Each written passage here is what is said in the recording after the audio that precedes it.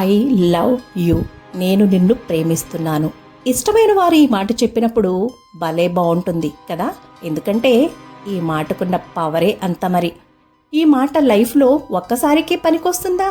అసలు ఈ వాక్యం కేవలం అబ్బాయి అమ్మాయిలకి మాత్రమే వర్తిస్తుందా, లేదా అమ్మ నాన్న, అక్క చెల్లి, అన్న తమ్ముళ్ళు, అలాగే భార్య భర్తలకి కూడా పనికొస్తుందా? అసలు ఎప్పుడైనా మనం మన జీవితంలో మన అమ్మా నాన్నలకి ఒక్కసారైనా మనస్ఫూర్తిగా ఈ మాటను చెప్పామా? అమ్మాయికి లేదా అబ్బాయికి చెప్పడానికేనా ఈ వాక్యం? అసలు ఈ మాట ఎంతసేపు పనిచేస్తుంది?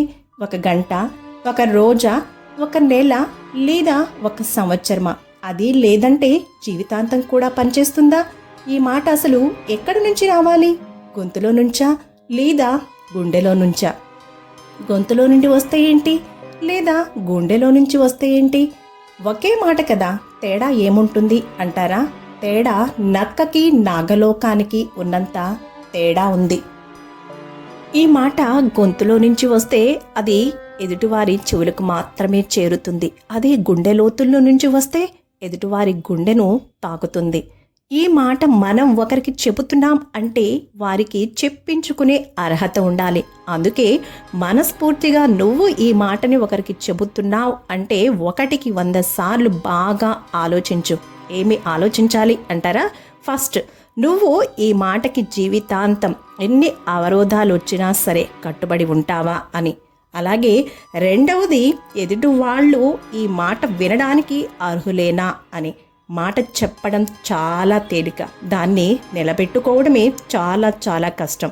ఇంకో క్లారిటీ ఏంటంటే, ఈ మాట ఒక్క అమ్మాయి అబ్బాయికి మాత్రమే సంబంధించినది కాదు. అక్క చెల్లికి, అమ్మ నాన్నకి, భార్య భర్తకి, అన్న తమ్ముళ్ళకి సంబంధించింది కూడా, వర్తిస్తుంది కూడా. కావాలంటే ఒక్కసారి చెప్పి చూడండి, ఎంత బాగుంటుందో. ఒక అమ్మాయి అబ్బాయికి, అబ్బాయి అమ్మాయికి చెప్పాలంటే 100 సార్లు ఆలోచించాలేమో, కానీ పైన చెప్పినటువంటి బంధాలకి ఈ మాట చెప్పాలి అంటే ఒక్క క్షణం కూడా ఆలోచించకుండా చెప్పేయచ్చు, కాదంటారా? ఈ మాట ఎంతో పవిత్రమైనది, అపురూపమైనది, అమూల్యమైనది, బలమైనది, అలాగే బంధాలను దృఢపరిచేది కూడా.